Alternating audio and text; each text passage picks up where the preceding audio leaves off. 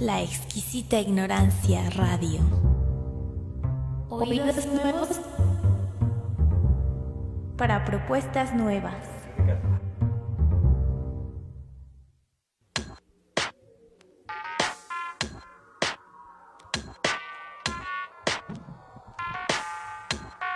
Bienvenidos a Asociación Libre, un espacio de diálogo entre el psicoanálisis y la filosofía que nos acerca a las problemáticas que nos afectan en la vida cotidiana de manera abierta, sencilla y libre.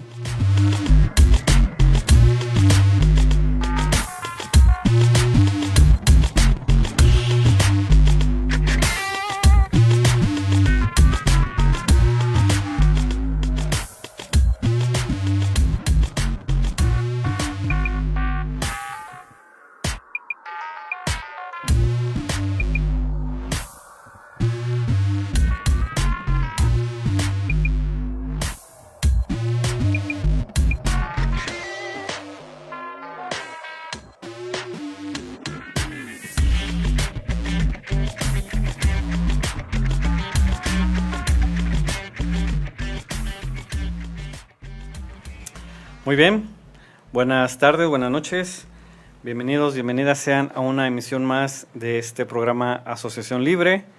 Hoy lunes 2 de julio de 2018, estamos en una fecha histórica, por lo menos aquí en México, porque recién se están terminando de hacer los últimos conteos de las votaciones del día anterior y bueno, pues estamos, parece que en una nueva época de la vida nacional. Por mayoría quedó en primer lugar y como virtual presidente para el próximo sexenio Andrés Manuel López Obrador. Y bueno, pues habrá que luego en este programa discutir un poco tal vez lo que pasó en ese trayecto de la política o de la psicopolítica, sí. Que se puso muy intenso el asunto. Pero bueno, todo esto es para recordarles a quien nos escuche, bueno, que estamos transmitiendo desde México, desde Guadalajara, Jalisco. En esta fecha les saluda el micrófono Javier Ramírez. Tengo el gusto de saludar a quien me acompaña en la mesa el día de hoy, Adán Pérez. Hola a todos, muy buenas tardes. Hola, y a mi tocayo Javier Rodríguez. Hola tocayo, Adán, buenas tardes, noches. Un saludo a todos los que nos escuchan, tanto en vivo como en podcast. Sí. Sorpresa porque sí estamos aquí y en vivo además. Mientras mis compañeros ahí publican en las redes y en La Exquisita Ignorancia también publican que estamos al aire. Bueno, pues me toca presentar a ustedes cuál será el tema del día de hoy para establecer un diálogo, sobre todo con Javier Rodríguez, también con Adán. El día de hoy prácticamente, tocayo, podemos hablar de que estamos haciendo, no sé si una derivación o una continuación del programa de Gibel Rael. Hace 3 años, casi 3 años, sí. Allá en noviembre de 2015, hicimos un programa sobre filosofía de la mente y psicoanálisis a propósito del dogma del fantasma de la máquina expuesto por Gibel Rael en su texto clásico El concepto de lo mental. Y hoy vamos a trabajar otra vez con este autor. Sí. ¿Cierto?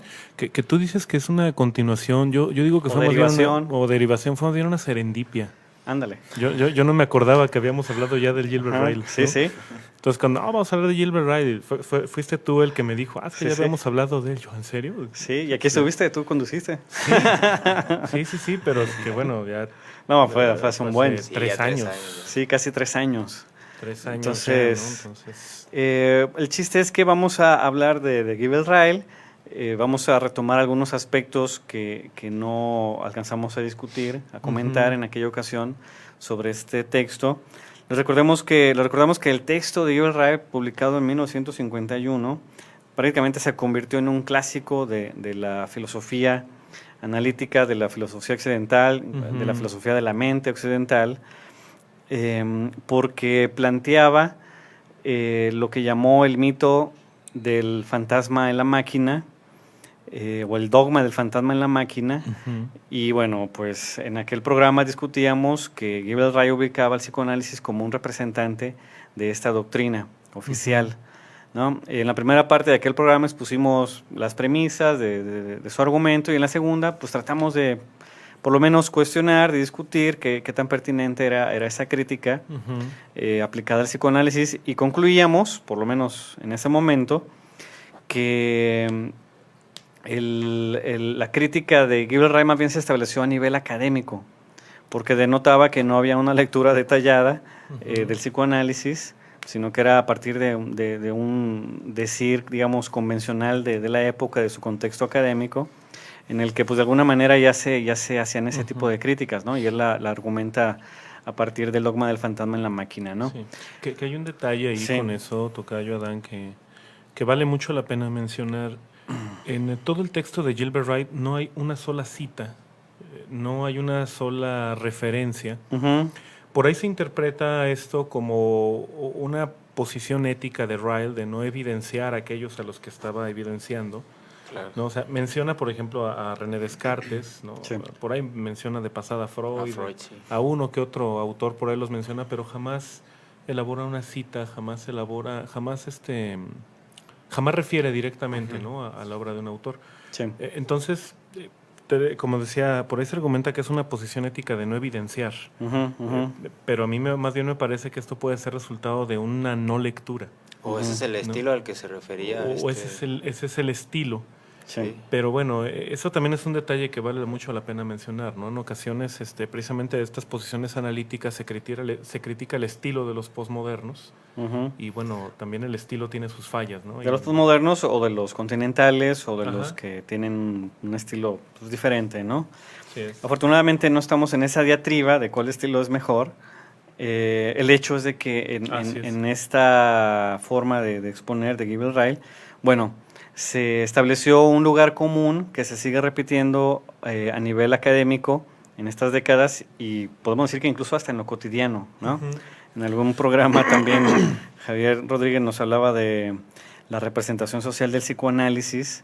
Habrá que preguntar hasta qué punto esa representación social de que el psicoanálisis, por ejemplo, es metafísico, es pseudociencia, o es un representante del dogma del fantasma en la máquina, por lo menos esta parte, que tanto de ello se deberá precisamente a este lugar común que ayudó a establecer el texto de Gilbert Ryle, ¿no? Su exposición.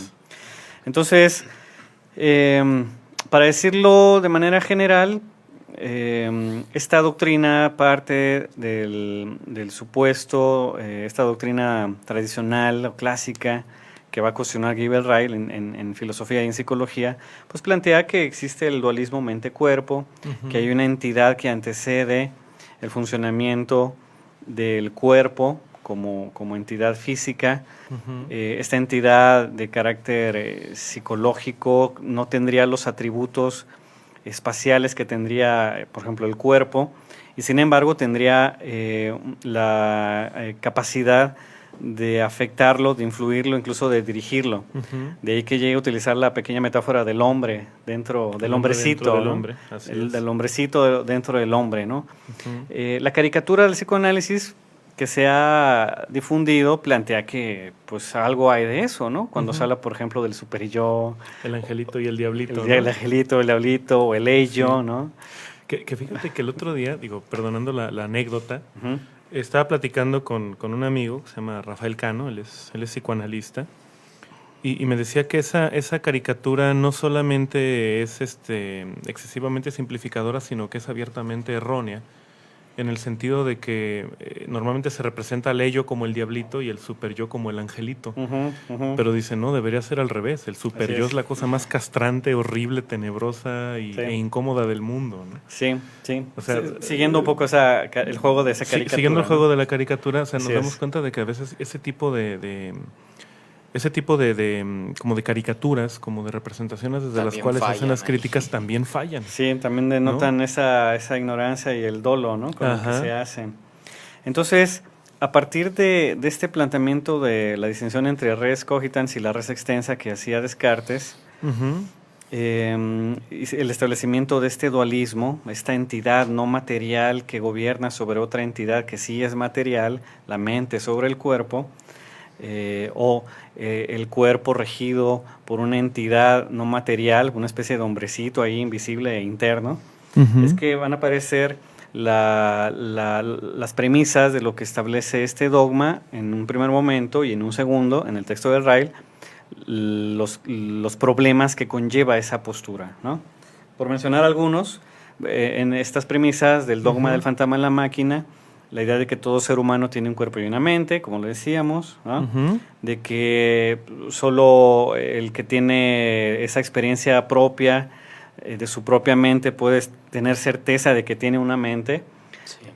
Y de ahí viene la suposición de que otros, en tanto que tienen o son cuerpos, podrían tener también otra mente, Pero sin certeza. sin certeza, ¿no? La suposición de que en esos cuerpos también habría un hombrecito dentro, habría mentes en esos cuerpos, pero sin certeza, ciertamente, lo cual establecería esa distinción entre mundo interno, mundo externo, ¿no? Yo establezco una certeza del mundo externo a partir de mi mundo interno, es ahí donde aparece el salto, digamos, mortal. Ajá. Yo de mi mundo interno supongo que de ese mundo externo que percibo, que son otros cuerpos, puedo suponer que en ellos también hay un mundo interno, pero es un brinco ahí muy difícil de demostrar. Y que eso también supondría dos vidas, ¿no? Según Ray. Así es, la vida pública y la La vida, pública y la vida privada. la vida privada, ¿no? Ujú.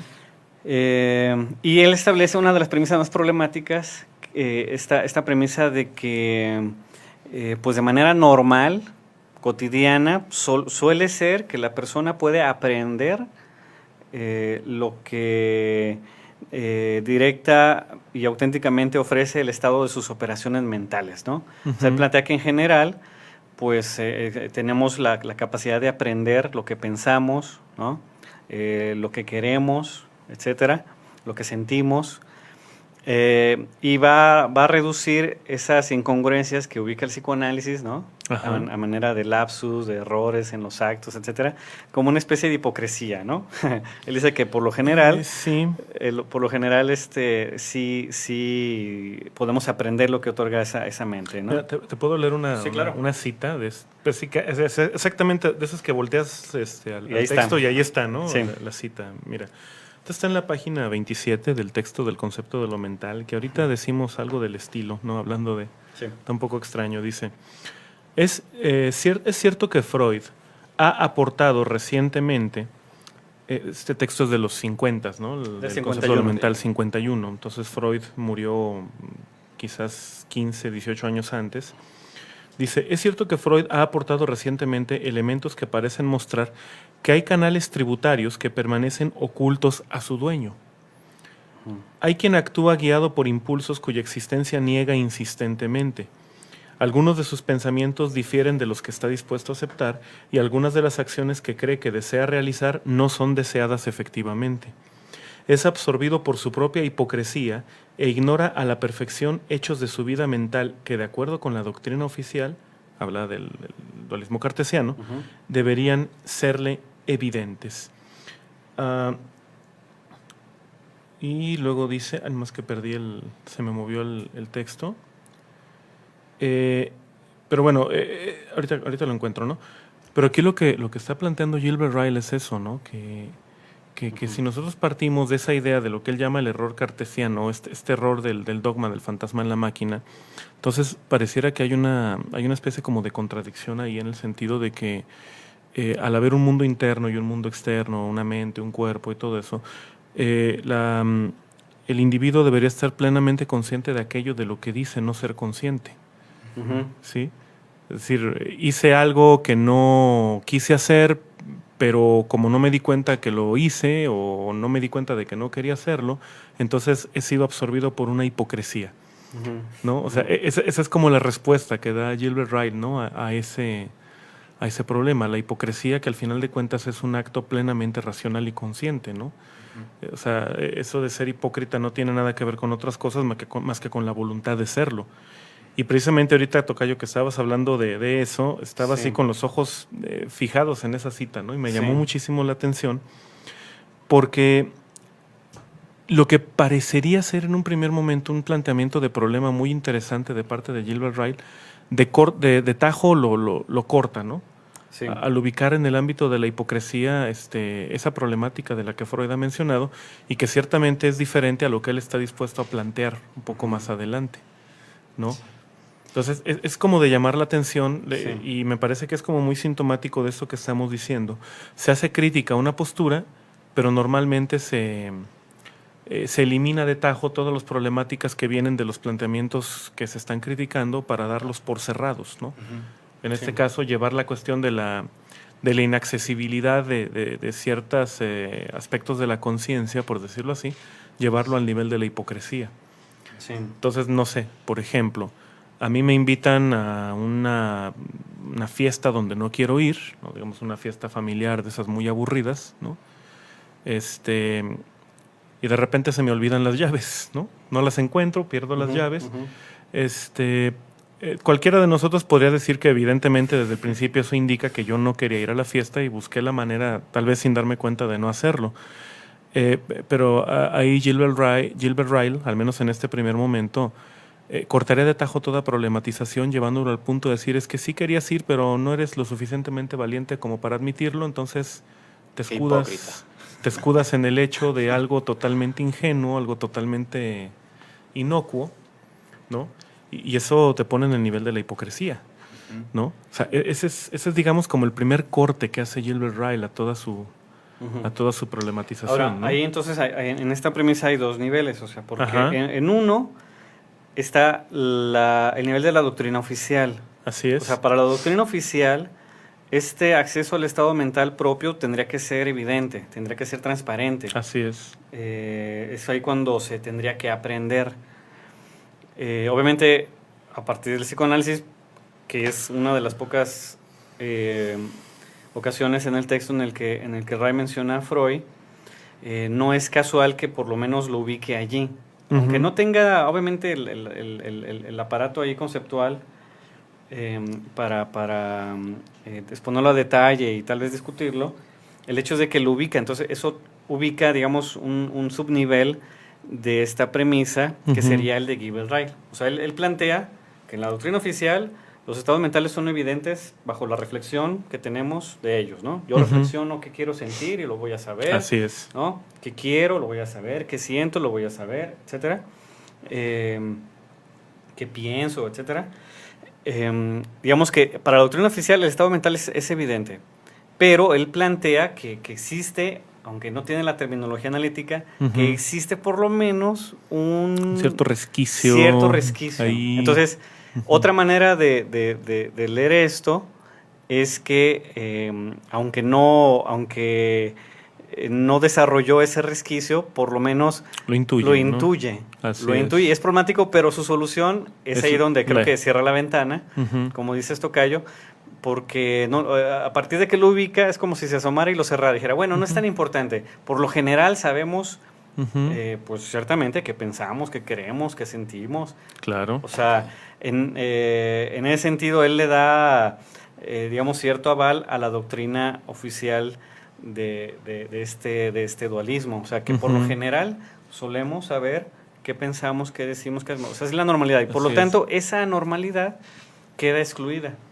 Se le escapa el pequeño detalle de que esa hipocresía, esa anormalidad de los estados mentales no aprendidos, en su terminología, usando sus términos, pues son los que le interesan al psicoanálisis. De otra manera, el psicoanálisis sería una psicología. Así es. Si el psicoanálisis se interesara por esos procesos, entre comillas, mentales, que tienen cierta continuidad, cierta persistencia, cierta capacidad de ser aprehendidos. Así es. Y por lo tanto observados y registrados y estudiados, etcétera.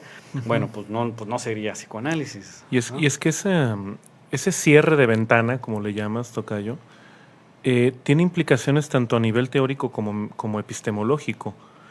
En nivel teórico, en el sentido de que establece una limitante, ¿no?, a la crítica que está haciendo, este concepto de la delimitación, ¿no?, en las ciencias. O sea, ¿hasta dónde alcanza tu teoría? ¿Cuál es el límite, ¿no?, que alcanza tu teoría? Que es un atributo de toda disciplina, ¿no?, de carácter científico. O sea, deben delimitar su campo de acción, etcétera. Pero eso nos lleva a un problema de carácter epistemológico, o sea, decir, bueno, entonces vamos a centrar las críticas únicamente en aquellos problemas que resultan evidentes o consistentes. con una línea discursiva delimitada a una disciplina, ¿no? Como dice ahorita Javier, ahí hay un problema, pero es un problema que está fuera de los alcances de la crítica, por lo tanto decimos que no hay problema ahí, ¿no?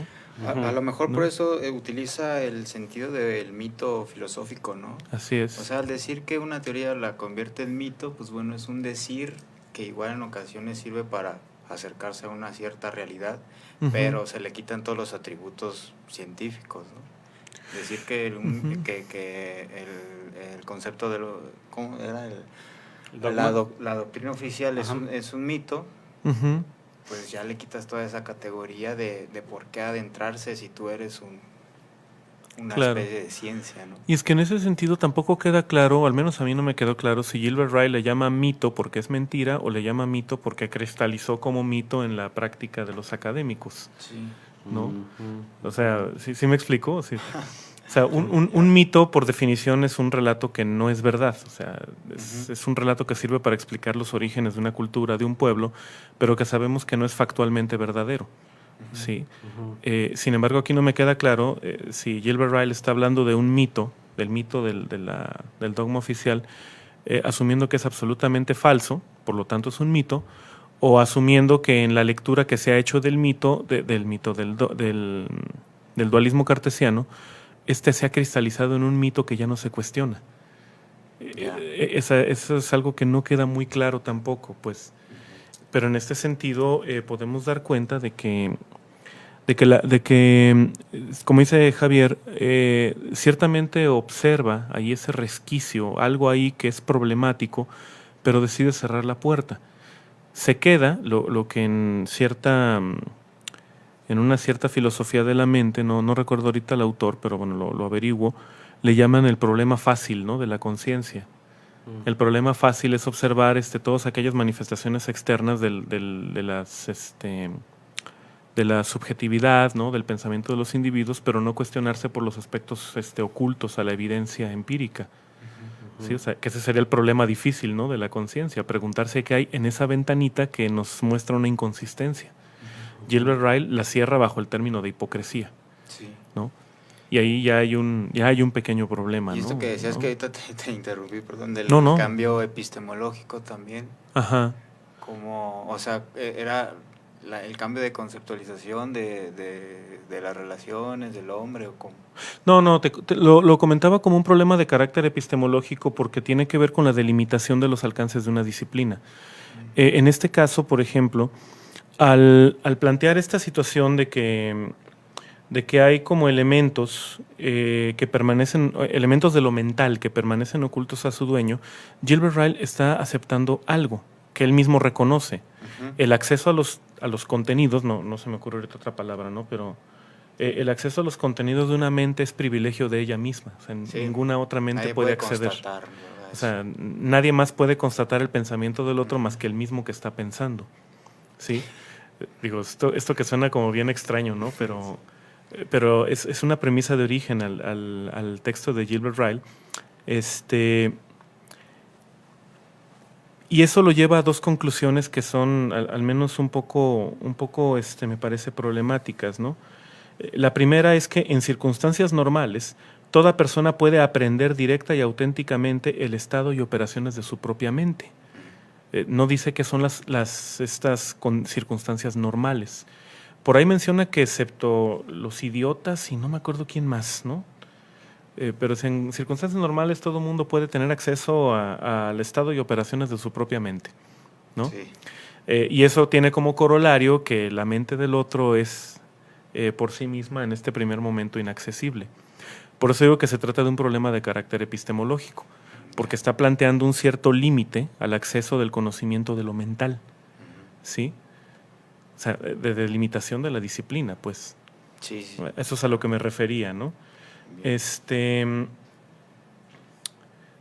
Pero bueno, lo que me llama la atención un poco después es que dice, los informes de una mente, los informes de una mente acerca de sus propios estados tienen una certidumbre superior a la mayor que puede poseer los informes referentes a cuestiones del mundo físico. Las percepciones sensoriales pueden ser erróneas o confusas, pero la autoconciencia e introspección no. Aquí está un poquito lo que decía Javier Ramírez, ¿no? Se nota que la crítica se hace sin ningún tipo de experiencia clínica. Sí. Porque eso de decir que la introspección nunca es confusa, pues es un poco complicado, ¿no? Creo que toma la Ajá. crítica a partir de que, pues bueno, si el cuerpo, el físico está regido por ciertas Ujú. leyes, se supone que la mente pues no podría estar regida por esas mismas leyes porque Ujú. no es No algo es corpóreo. material, ajá, Ujú. no tiene un lugar. Entonces, pues de ahí esa diacronía, ¿no? Sí, pero y otra vez hay que ubicar que esto es la exposición de la doctrina. Así es. Pero Sí. también hay que también decir, o sea, esa exposición de la doctrina no es neutral.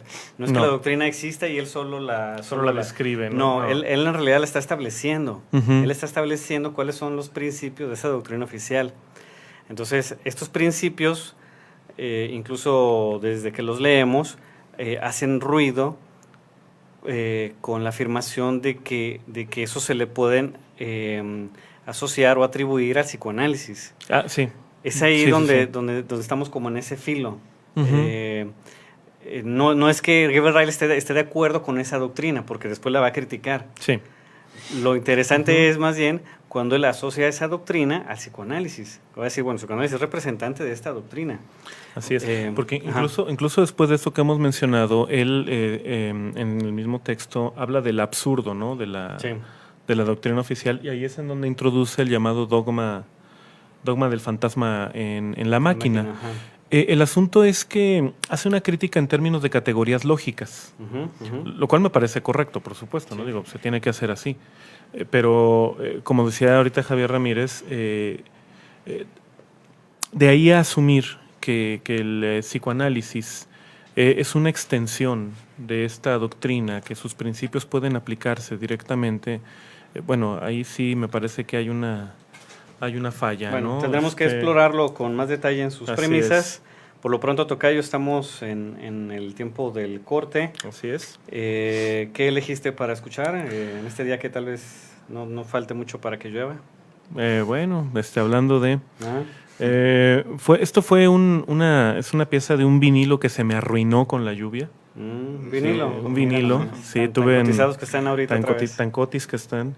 Sí, tuve un problemita ahí con el agua, con la tormenta que cayó el miércoles. Para quienes no lo sepan, nos pegó un tornado de esos durísimos, ¿no? Sí, sí. De esas cosas que nunca pegan en Guadalajara, pero ahora pegaron. Sí. Por ahí se inundó algún lugar donde tenía yo guardado esto. Bueno, es un vinilo que perdí por el agua. Es una pieza de Vangelis. Se llama Mensajes. Ok. De un disco que se llama Direct, ¿no? Ah, muy bien. Entonces la escuchamos. Bueno, vamos a escuchar. La exquisita ignorancia radio. Oídos nuevos para propuestas nuevas.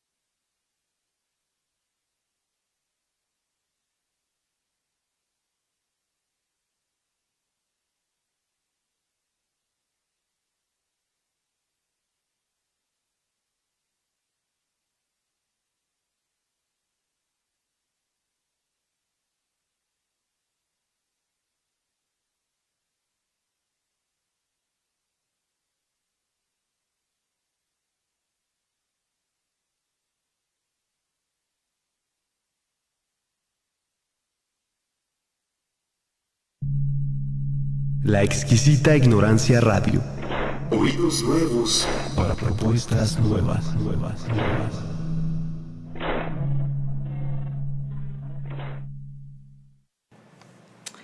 Bueno, muy bien. Continuamos en Asociación Libre. Hoy lunes 2 de julio. Con un país, insisto en eso, que anda muy optimista, ¿no? Habrá que ver cuánto dura eso. El hecho de que hay por lo menos algo de ese optimismo que tiene cierta razón de ser, ¿no?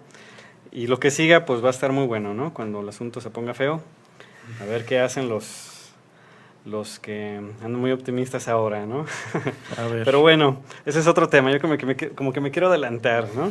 No, igual la próxima semana podemos hablar Igual de eso, podemos ¿no? hablar de algo sobre ello, Ya ¿no? que no esté tan... El punto es que el día de hoy estamos hablando de Gibbel Ryle. Es una revisión. Me parece que se puede tomar como una continuación, tocayo, del programa de hace casi 3 años, en donde estamos retomando algunos elementos del texto del concepto de la mental de Ryle, publicado en 1951, del que decíamos que, bueno, pues ha servido para dar un buen espaldarazo a una postura académica que percibe al psicoanálisis todavía como un representante del dogma del fantasma de la máquina. Y bueno, estábamos en la primera parte del programa retomando algunas de las premisas o de las ideas que conforman en Gibbel Ryle lo que será la doctrina oficial, antes de pasar a la consecuencia del absurdo, que será la suposición de un fantasma en la máquina, ¿no? O del hombrecito dentro del cuerpo que lo gobierna. Pero bueno, en esta primera parte de los primeros planteamientos del dogma de la doctrina oficial, entonces, bueno, establecimos, si me permiten sintetizar, antes de continuar, que bueno, bajo esta doctrina oficial inaugurada por Descartes, se supondría que todo ser humano tiene un cuerpo y una mente, que la persona tiene básicamente 2 vidas paralelas, ¿no? Una referida al cuerpo y otra referida a lo que pasa por su mente.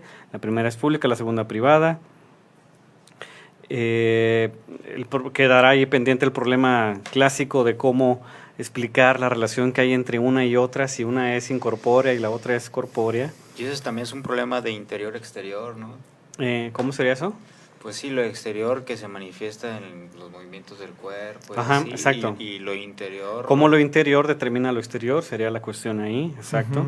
Y más cuando esto interior, pues no tiene, se supone que no tiene estos atributos de los cuerpos mecánicos, ¿no? Entonces, ¿cómo es posible que pueda tener ese poder? Sí. En todo caso, en esta doctrina, aún así las personas tienen acceso a su vida interior y suponen que pues lo que piensan, lo que sienten, pues es tal cual lo que caracteriza su vida mental. Y decíamos que de esto deriva también la suposición de que ya en el exterior, sobre la percepción de otros cuerpos, se supondría que ellos también tendrían una mente, ¿no? Dentro de esos cuerpos. Y bueno, en esta consecuencia se supondría que esta autoobservación basada en la introspección o la reflexión, pues el margen de dudas sobre lo que uno piensa, pues se reduce, ¿no? También bajo la herencia cartesiana. Sin embargo, pues aún no podemos garantizar que se tenga acceso y por lo tanto una certeza a la suposición de que los otros cuerpos tienen también otras mentes, y que en todo caso la certeza más clara en esta secuencia es que pues el alma, la mente, pues existe, pero de manera autónoma e independiente, lo cual nos lleva a la cuestión del solipsismo, ¿no? La mente vive sola, en realidad. Las premisas últimas, ¿no? que aparecen en la primera parte del texto de Gibbel Ryle, ¿no? Cuando habla de la vida secreta y todo esto, confirmarían que no podemos tener esa certeza sobre la mente de otros cuerpos, ¿no? Bueno, en términos generales, ¿no? Grosso modo, ahí disculpen un poco lo grosero del asunto, pero la idea es invitarlos a que remitan otra vez, se remitan y lean mejor que nosotros el texto de Ryle, ¿no? El hecho es de que después de esta exposición de la doctrina oficial, Tocayo, Gilbert Ryle va a sacar algunas de estas consecuencias, ¿no? Así y una de ellas es precisamente la del absurdo del fantasma en la máquina, establecido como un dogma, y también la famosa e interesante distinción de lo que será el error categorial, ¿no? Así es. Bueno, ¿cuál es ese absurdo que lleva esta doctrina oficial? Bueno, si empezamos por la cuestión del error categorial, Tocayo, el problema que plantea Gilbert Ryle es la crítica que hace, ¿no?, a la doctrina oficial, es preguntarse si la mente y el cuerpo pertenecen a la misma categoría de cosas. ¿Sí? Esa es la premisa, más no la premisa, la pregunta inicial, ¿no?, desde la cual se sostiene esto. Y él menciona una serie de ejemplos que permiten, digamos, como observar en situaciones menos complicadas cuál es el tipo de argumento que está planteando para hacer como esta crítica, ¿no?, al mito al dogma del fantasma en la máquina. Por ejemplo, Gilbert Ryle dice, pone este ejemplo, ¿no? Cuando tú te compras un par de guantes, compras el guante derecho y el guante izquierdo, ¿cierto? ¿Sí? Entonces, bueno, el guante derecho es uno y el guante izquierdo es otro. Pero decir el par de guantes y decir el guante derecho y el guante izquierdo pertenecen ambos enunciados a la misma categoría, es decir, se trata de la misma cosa, o un par de guantes es una categoría y el guante derecho y el guante izquierdo pertenecen a categorías diferentes. ¿Sí? Empieza colocando este ejemplo para preguntarse por algo que es muy importante. Él lo que menciona es que las mentes son cosas, aunque de un tipo distinto a los cuerpos. Dice, los procesos mentales son causas y efectos, pero de tipo diferente al de las causas y efectos de los movimientos corporales. Si tú vas, por ejemplo, a una universidad, ¿no?, nos dice Gilbert Ryle, y tú ves, digamos, los edificios del campus, ¿no?, ves el auditorio, ves las aulas y toda la cosa, tú te puedes preguntar que, bueno, ¿dónde está la universidad?, ¿no? Tú puedes decir, bueno, la universidad es el conjunto de todos los edificios. Pero podría decirse que sí, ciertamente viste el auditorio, viste la rectoría, viste las aulas, pero no viste la universidad. Es decir, los edificios que se encuentran son la universidad o forman parte de una categoría distinta. ¿Sí? O sea, empieza planteando estos ejemplos. Cuando Gilbert Ryle nos dice que las mentes son cosas, aunque de un tipo distinto a los cuerpos, también tiene esto como consecuencia que los procesos mentales son causas y efectos diferentes de los movimientos del cuerpo. Dice Gilbert Ryle, que este supuesto estaba en la base misma de la doctrina lo demuestra el hecho de que desde el comienzo se comprendió que llegar a explicar cómo pueden las mentes influir y ser influidas por los cuerpos constituye una importante dificultad teórica. ¿Cómo es que un proceso mental puede causar movimientos en la lengua? ¿Cómo es que un cambio físico en el nervio óptico puede producir la percepción de un destello luminoso? Este es el problema, más bien el molde desde el cual, nos dice Gilbert Ryle, Descartes volcó o hizo su teoría de la mente, ¿no? En ese sentido, para que las teorías de la mente de Descartes tuvieran algún sentido, nos dice Gilbert Ryle, es que las operaciones mentales se tuvieron que describir negando las características atribuidas a las características del cuerpo. Se supuso la idea de que la mente era algo no solo diferente, sino lo contrario al cuerpo, ¿no? Es decir, las características de la mente no están en el espacio, no son movimientos, no son modificaciones de la materia, no son accesibles a la observación pública, etc. Son, nos dice Gilbert Ryle, simplemente trozos de un no mecanismo. ¿Sí? Estas son, digamos, las premisas de las cuales comienza a mostrar el absurdo, ¿no?, del fantasma en la máquina. Porque nos diría entonces que, vista desde esta perspectiva, la mente no sería parte del cuerpo, ¿sí? Sí. sino que formaría por sí misma una máquina Ujú. distinta, espectral, como sin sustancia, ¿no? Al menos teóricamente hablando, por supuesto. Y se estaría asumiendo la idea de que se trata precisamente de eso, ¿no? De un elemento evanescente, algo que no está ahí, pero que, o sea, algo que sabemos que está ahí, pero que al mismo tiempo no está, no puede ser aprendido, no puede ser observado, y nada se sabe acerca de las relaciones que tiene con el cuerpo. O sea, sabemos que ahí está, pero no sabemos cuál es la vinculación que tiene con aquello que provoca en el cuerpo, ¿no? De ahí es donde Gilbert Ryle sostiene lo absurdo de la teoría, decir, bueno, estaríamos estableciendo entonces que mente y cuerpo, al formar parte de categorías diferentes, Ujú. tendrían que ser necesariamente entendidos como cosas que no tienen nada que ver entre sí, aunque de hecho tienen que ver directamente la una con la otra, Ujú. ¿no? Así es. Ahí está el absurdo. Sí. Ahora,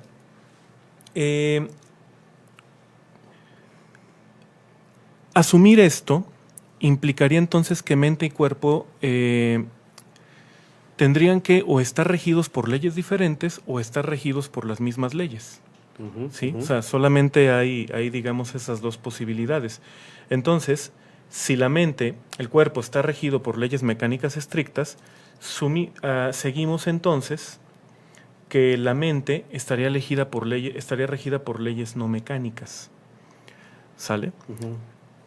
Otro tipo de leyes. Es decir, nos lleva como a esta cuestión un poco, no sé cómo llamarle, tocayo, como una como maniqueísta, ¿no? De que de este razonamiento se desprende de que se trata de dos universos diferentes y por lo tanto, deberíamos entender que las leyes de lo mental no tienen nada que ver con las leyes de lo físico. Ujú, ujú. De ahí que derive este mito, ¿sí? De ahí que plantee este mito.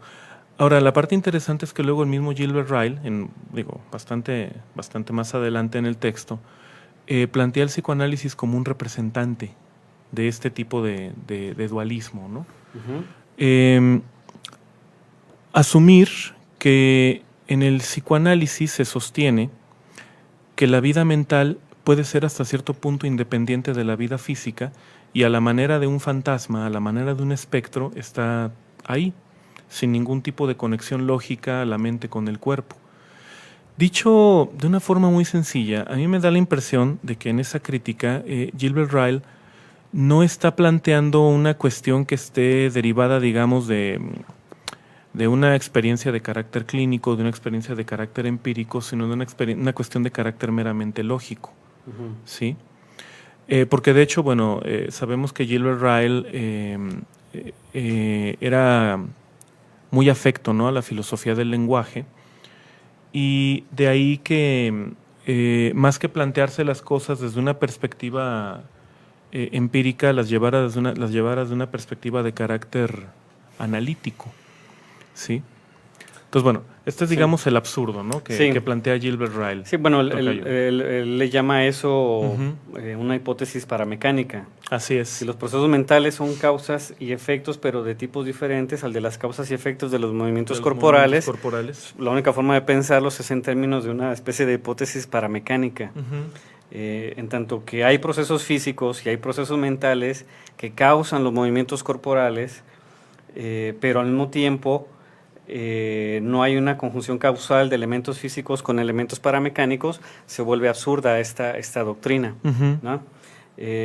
Ahí hay que matizar un detalle interesante, que es que Ryle no niega que haya procesos mentales. No. Eso es muy importante. No.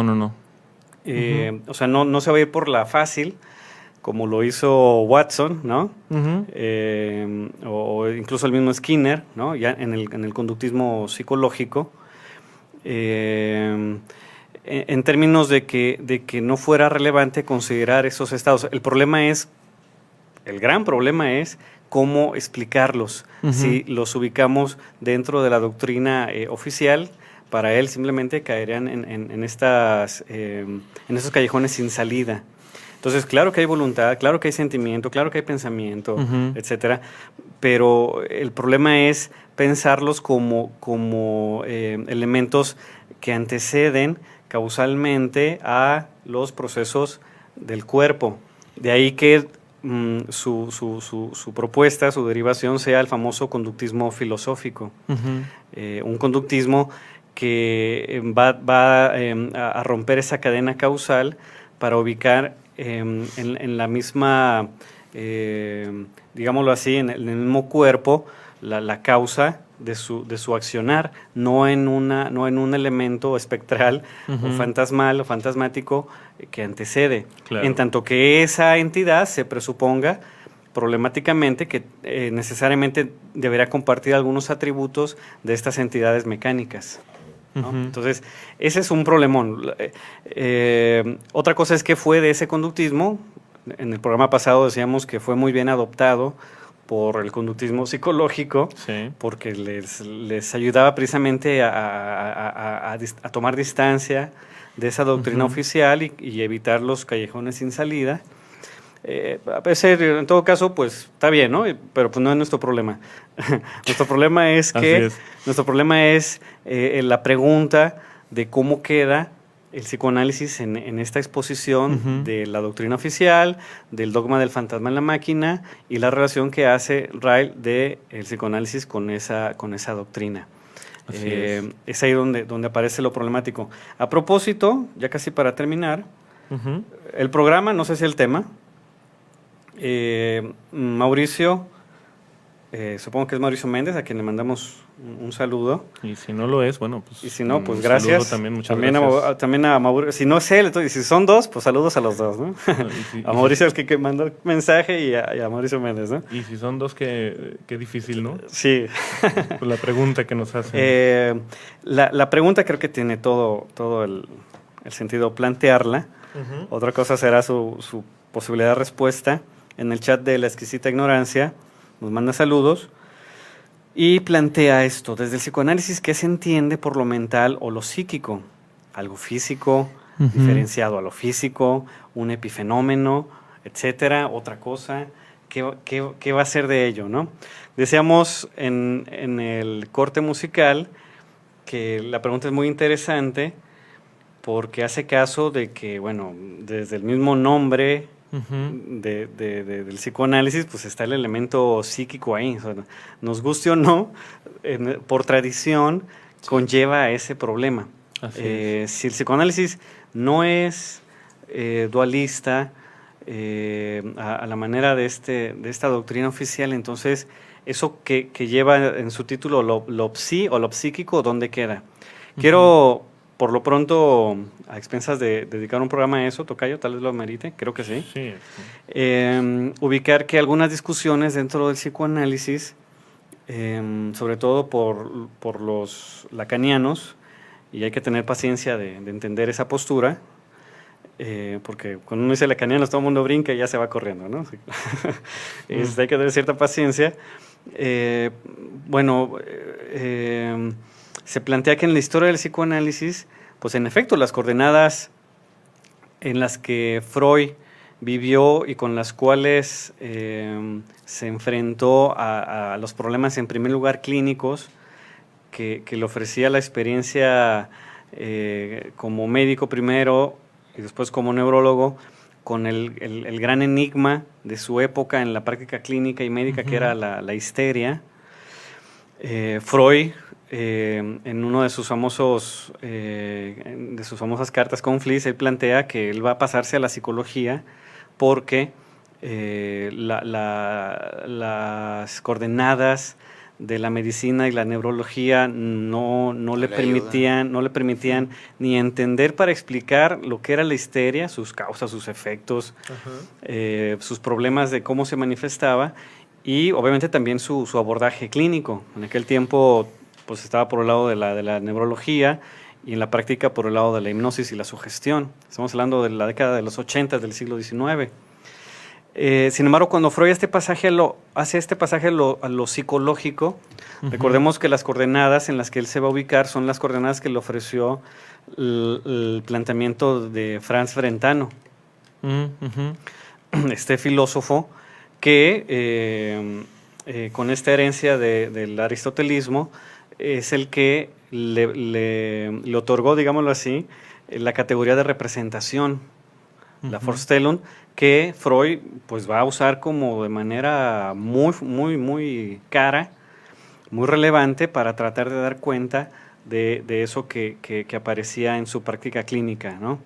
Entonces, cuando hablamos de lo psíquico, hay que primero entender en la historia del psicoanálisis con Freud qué implicaba esta distinción entre la representación y el afecto que él utiliza para tratar de dar cuenta de la primera tópica, donde aparece el aparato psíquico, ¿no? Con estas distinciones, ¿no? Del inconsciente, del preconsciente, del consciente, y por qué después, ya en el caso de los lacanianos, que van a algunos de ellos a relegar el aspecto de lo psíquico, con el pasaje que hará Lacan del uso con la influencia de su amigo Jacobson y de su estudio de la lingüística de Saussure, la categoría de significante. ¿Por qué una se relaciona al mismo tiempo, desplaza a otra, y qué consecuencias tiene sobre la concepción de lo psíquico de Freud a Lacan? Me parece que implicaría un pasaje para entender esta afirmación, si hacemos caso, por lo menos un poco, con estos lacanianos, de que lo psíquico no es fundamental en psicoanálisis. Mientras en Freud su teoría psicológica planteaba el inconsciente como una especie de continente que guardaba estas representaciones reprimidas y sus desplazamientos y condensaciones con los afectos, planteando el problema difícil de decir dónde está eso, ¿no? Dado que es un aparato, ¿no? Con estos atributos de la mecánica de su tiempo, entonces, ¿dónde demonios está? Al mismo tiempo, la práctica de Freud pues también dificultaba la reducción del psicoanálisis a la psicología. Es un problema. Y a partir de los lacanianos, que plantean que pues, el inconsciente, si le hacemos caso a cómo se da en el dispositivo y sus condiciones artificiales, en el análisis, pues resulta que el inconsciente no es algo que esté adentro, sino que está en la superficie de una cadena de expresiones, digámoslo así, bajo el principio de la asociación. Solo ahí es que se puede decir que aparece el inconsciente. Entonces viene ese problema de si está dentro, si está fuera, ¿no? Después estos planteamientos de que el inconsciente pues más bien es una superficie, no es nada que está dentro ni opuesto a la conciencia, como lo planteaba Lacan en Posiciones del Inconsciente. Claro. En fin, yo por lo pronto, como proyecto de discusión, a partir de la pregunta de Mauricio, yo dejaría en el tintero la cuestión de qué se entendió lo psíquico en primer lugar en Freud, y de ahí entender quiénes se acercan o mantienen esa adscripción y quiénes se alejan de esa adscripción de lo psíquico y por qué. Y eso implica un recorrido bastante largo, pero me parece que por lo menos con Freud podríamos hacerlo, ¿no? Esta influencia de Franz Brentano en Freud me parece que sería muy pertinente hacerla, ¿no? Tocayo. Sí, mira, ahorita que estabas comentando eso a partir de la pregunta de Mauricio, él pregunta como muy directamente, ¿no? ¿Qué es? Sí. ¿Qué es lo mental? No sé si se le pueda dar una respuesta directa a decir qué es, en el sentido de que se trate de un objeto que pueda definirse en una sola dimensión. Creo que la respuesta más directa que le pudiéramos dar, como sin pretender resolverla del todo, por supuesto, es que el término mental como tal no aparece en el psicoanálisis, se utilizan otros términos, ¿no? Como bueno, ya lo comentamos, ¿no? Vida anímica, aparato psíquico, etcétera, etcétera. Pero me parece que en un primer momento la noción de aparato, es decir, de un conjunto de sistemas funcionales que producen al final de cuentas algo, es lo que parece dar más sentido a lo que se entendería lo mental, ¿no? Desde un primer psicoanálisis. Porque, como decías ahorita, Tocayo, si se disminuye o se reduce la cuestión de lo mental a la pura experiencia del sujeto, entonces no hay práctica clínica posible. Porque al final de cuentas, cuando hablamos los unos con los otros, ponemos en juego lo mental, ¿no? De ambos. Y eso ya se ha mencionado aquí en otros programas, ¿no? Cuando se habló de teoría de la mente, ¿no? Suponer lo que piensa el otro, todo esto. Entonces, no sé si pudiéramos darle, repito, así una palabra específica, ¿no? Si es un epifenómeno, si es ¿qué otra cosa decía? Un objeto, ¿no? Parece que es algo que se mueve más en un orden un poquito más complejo, ¿no? Sí, si nos vamos por esa línea, pues también podremos usar a Freud y decir, cuando él habla del inconsciente hay que entenderlo en primer lugar como un concepto. Uh-huh. Parece simple el asunto, pero eso ya nos distancia del suponer que el inconsciente es una cosa, ¿no? Uh-huh. Empírica, observable directamente, pero con los problemas que eso implica. Entonces, eso quiere decir que lo que no se observa directamente es necesariamente metafísico, es algo del orden de lo ideal, es algo del orden de qué, ¿no? Bueno, se nos está acabando el tiempo. Sí. Creo que quedamos insatisfechos todos, afortunadamente, para poder pensar estas cuestiones y trabajarlas un poco. Estamos terminando. Tocayo, ¿alguna conclusión provisional? Pues un poquito como mencionar, quizás no tanto del texto de Gilbert Ryle, ¿no? Sino de algunas consecuencias que a mí me hubiera gustado que comentáramos también, sobre cómo luego ciertos discursos que se asumen como de carácter científico se basan en elementos que al final de cuentas se convierten en aquello que critican, ¿no? Uh-huh. Por ejemplo, Gilbert Ryle critica el dogma del fantasma en la máquina y luego ves algunos neurocientíficos que ven un dogma en Gilbert Ryle, uh-huh, por ejemplo, ¿no? Sí. O sea, creo que esa es una cuestión que a mí me hubiera gustado que se tocara un poquito más a profundidad. Lamentablemente el tiempo no nos alcanzó, pero bueno. Y con relación a esta cuestión de qué es lo mental en Freud, creo que la respuesta se tiene que dar en un programa completito, ¿no? O por lo menos, no sé si su respuesta, ¿no? O por lo menos algunos esbozos de respuesta, ¿no? Sí, no podríamos llamarlo así. tanto, pero algo no dije que tú, dije que, bueno, que podemos, ¿no? Entonces ya te acompaño ahí. Bueno, está Así bien. es. ¿Adán? No, unas preguntas que salieron muy interesantes, bastante complejas y pues buena la plática, ¿no? Me gustó. Bueno, Sí. pues tomaremos nota de los problemas que nos plantean ustedes y los que nosotros aquí armamos. Estaremos a contacto de sus comentarios también si los quieren continuar. Por lo pronto nos vemos o nos escuchamos en una semana aquí en Exquisita Ignorancia. Esto fue Asociación Libre. En el micrófono Javier Ramírez. Gracias. Hasta pronto. Adiós.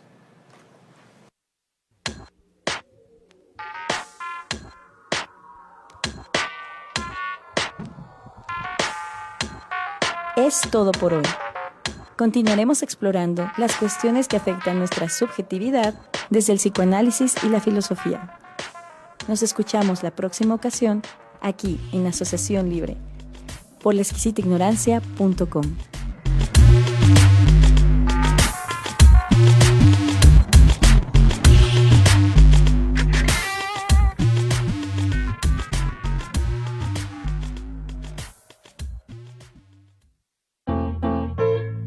La Exquisita Ignorancia Radio. Oídos nuevos para propuestas nuevas.